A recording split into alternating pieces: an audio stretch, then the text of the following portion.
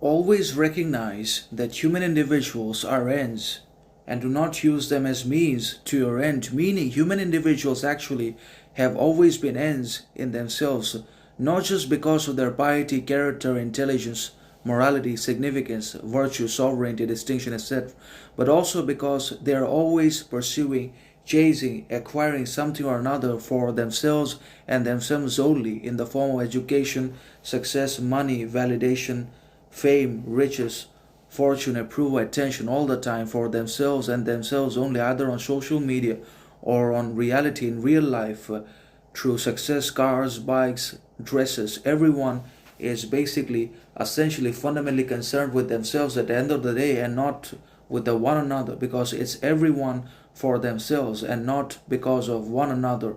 Now, we should and must have been for the one another's sake. We must have been more focused and concerned with treating, reciprocating, behaving one another with absolute and unconditional respect, character, integrity, morality, honesty, fairness, kindness, justice, liberty all the time. But instead, we have become terribly focused, obsessed, and possessed with ourselves as well as with our own success, money, fame, validation, fortune, etc.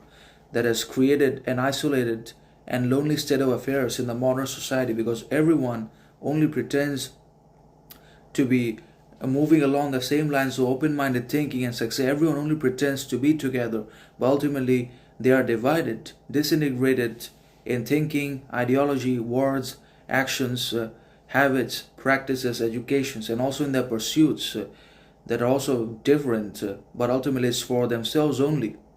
And that is bad. Human individuals represent only ends in themselves. They end in themselves because they always pursue, chase for themselves only success, validation, money, and not for the one another's betterment, improvement of any kind. We don't work that way anymore. But if we are already ends in ourselves, then we must not be used by the one another for basically means or ways for the achievement of success, money, accomplishment in our lives.